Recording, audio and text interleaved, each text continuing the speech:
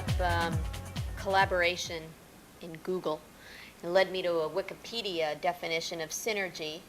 And so I thought that that was an interesting example of collaboration, since Wikipedia is all about everybody supporting everybody else with ideas, and synergy is described as a dynamic state in which combined action is favored over the sum of individual component actions. So you're faced with a challenge and you think you need some help, but you think you can do it on your own. Rebecca, do you have an idea when it's time to really move ahead into a more formal arrangement and collaborate? Regardless of if I have a formalized agreement with somebody or not, I know I can build that team. I have a lot of resources now.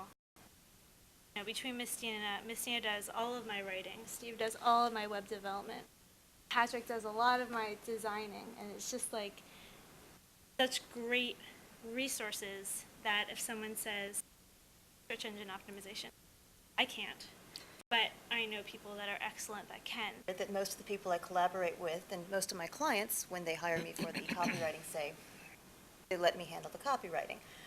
Although there was a project back in May where we spent 3 hours in a room. There were about 6 of us going over a brochure, and the client very adamantly kept telling me, no, we have to do it this way. And this way was bad. I mean, everyone's been here where the client says, no, I really want this designed this way. So, and this also actually came from some further collaboration on a strategic level with some of the people in this room.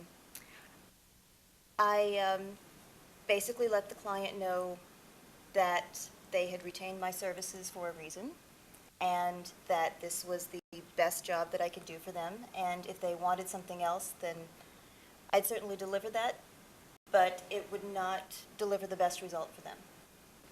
It doesn't really matter how old you are or what experience you have. It kind of matters more what your skills are. And some people who are in their 40s might not necessarily be the greatest leaders of a meeting, and some people who are in their 20s might be. So it's a little bit more of a collaboration in the sense where, you know, the art director and a junior designer might actually be working on the same project without the art director saying, you do this, you do that, you do that, and the junior designer going, okay. So there's a lot more room for sort of feedback and collaboration. The design of the team is as important as the design of the deliverable.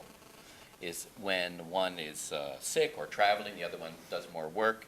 When one is writing, the other will offer some suggestions but not push them.